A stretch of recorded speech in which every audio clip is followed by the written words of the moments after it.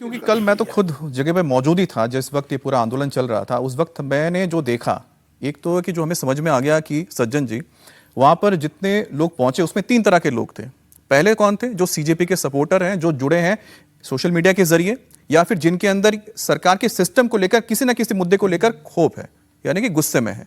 दूसरा हमने देखा वहां पर वो लोग जुटे थे जो किसी पॉलिटिकल पार्टी के समर्थक हैं और बीजेपी या मोदी के विरोधी है। और तीसरे वो लोग थे जो कि कंटेंट क्रिएटर हैं।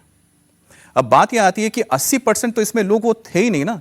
80% तो ज्यादा लोग हमें समझ में आया कि जो पॉलिटिकल पार्टी के मोटिवेटेड लोग थे। तो क्या ये पूरा का पूरा जो छात्रों का आंदोलन है, ये क्या हाईजैक हो गया कि इसमें घुस गए? नहीं, देखिए, इसकी तुलना बहुत लोग अन्ना मूवमेंट से कर रहे हैं, लेकिन वो तुलना सही इसलिए नहीं है कि पहली बात तो ये कि जब तक सोनम वांगचुक को वहाँ से हटाया नहीं गया था, वहाँ पे भीड़ बिल्कुल नहीं थी। हम सब लोग गए थे, अजीत जी गए थे, और छात्रों की भीड़ बहुत कम आ रही थी। मैं भी गया था, अन्ना आंदोलन में मैं भी था। हाँ, मैं गया वहाँ पर, कवर किया उसको मैंने। सोनम वांगचुक की इसकी बात करें कि जब तक उठाया नहीं गया था, भीड़ वहाँ पे नहीं थी। कारण ये है कि अभी की जो पीढ़ी है वो डिजिटल मोड में ज्यादा एक्टिव रहती है। पहली बात तो ये ट्रिगर तब होता है जब उनको उठाया जाता है। ये सरकार की जो भी उसके पीछे भावना रही हो, लेकिन उसके बाद जो छात्र हैं, आम छात्र हैं, उनके बीच में इसको लेके एक आक्रोश बढ़ा, और ये हम लोगों ने सब आसपास देखा कि ये गलत हुआ है कि वो आदमी लद्दाख से आके हमारी। उसके बाद जो ये कॉल की बात हुई, सरकार को अंदेशा नहीं था कि इतनी ज्यादा भीड़ हो जाएगी, नहीं तो सुरक्षा के इंतजाम और जो लेयर्स हैं और ज्यादा रहते। तो आपने बिल्कुल सही कहा कि आंदोलन में 3 तरह के लोग थे।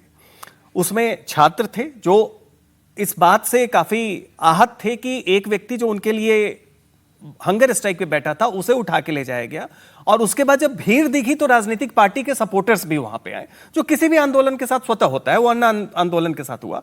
तीसरे वो लोग आए हैं जहां से कहीं ना कहीं एक मिसक्रिएंट्स जो कहते हैं, जिन्होंने उपद्रव शुरू की। लेकिन सवाल यहां पे देखिए, एक बात और है। सवाल है कि आंदोलन के मूल में क्या है।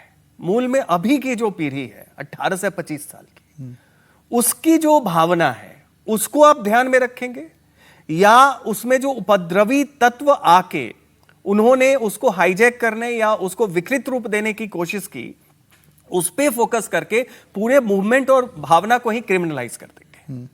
तो ये सरकार के लिए भी है कि सार्वजनिक तौर पे जो सिद्ध हुई अक्षमता है, चाहे वो किसी मंत्री को हो, चाहे किसी घटना की हो, उसको ढकने की कोशिश इन तर्कों के जरिए, इन तथ्यों के जरिए अगर की जाएगी, तो ये जो नई पीढ़ी है, फिर ये आपको ये नहीं देखेगी कि हाँ उस भीड़ में कुछ मिसक्रिएंट्स थे। वो ये देखेगी कि आप उसके बहाने उनके सेंटीमेंट को फिर दबाने की कोशिश। हाँ अजीत जी, क्या यही वजह है कि सरकार ने साफ कहा है कि जो जंतर मंतर में जो आके बैठे हैं उन पर कोई रोक ना लगाया जाए, कोई उन पर सख्ती ना की जाए, जो यहाँ पर जंतर मंतर आना चाहता है वो आए। और दूसरी बात है कि जेपी नड्डा जी के साथ जब मुलाकात हुई, इतनी लंबी बातचीत चली है रांका की और साथ ही सौरभ दास की, तो उस दौरान जो मुद्दे थे 3 उनके लगभग मांगे जो हुई हैं, बताया तो जा रहा है कि शायद सिर्फ एक मांग है जिस पर तो शायद की सहमति नहीं बनेगी। वो क्या है?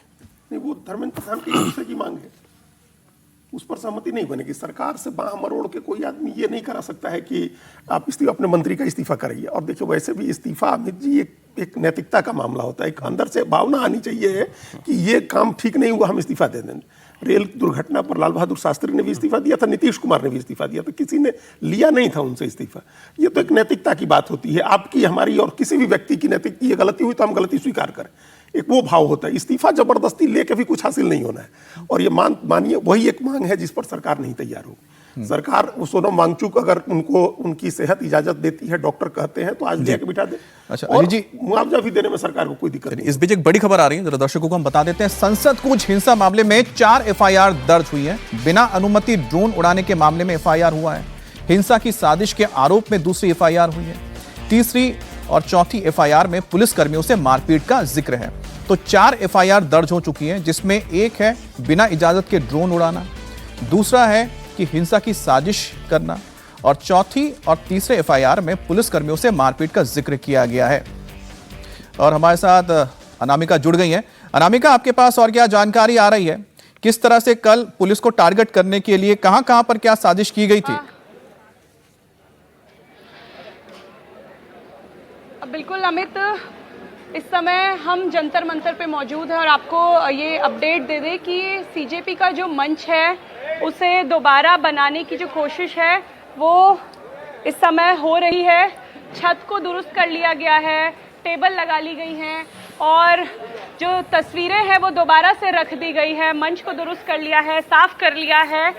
लेकिन जहां पर हम मौजूद हैं वहां से करीबन 100 मीटर की दूरी पर पत्थर रखे हुए हैं, पत्थर से पथराव हुआ है। ये कौन लोग थे, दिल्ली पुलिस उन्हें आइडेंटिफाई करने की कोशिश कर रही है, क्योंकि इस इलाके में सब जगह पहले से आपको अब देखिए कि जंतर मंतर पे दिल्ली पुलिस ने CCTV camera, hitech CCTV camera जो एआई से एनेबल्ड हैं, जो आपका चेहरा पहचान सकते हैं। यहाँ तक कि दिल्ली पुलिस पहले से ही फोटोग्राफी करती आई है।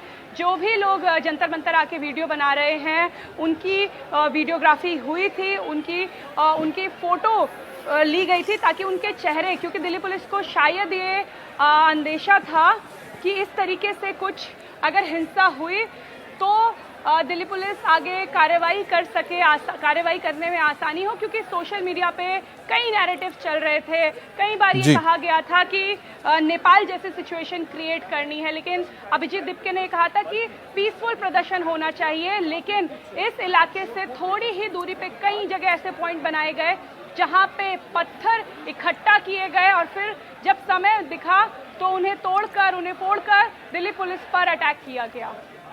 तो जैसा कि अनामिका अभी हमें तस्वीर दिखा रही है कि इस वक्त जंतर मंतर पर जो मंच है वो फिर से तैयार हो चुका है। वहां पर धीरे धीरे जो समर्थक हैं अभिजीत दीपके के, सीजेपी के, वो पहुंचने लगे हैं। लेकिन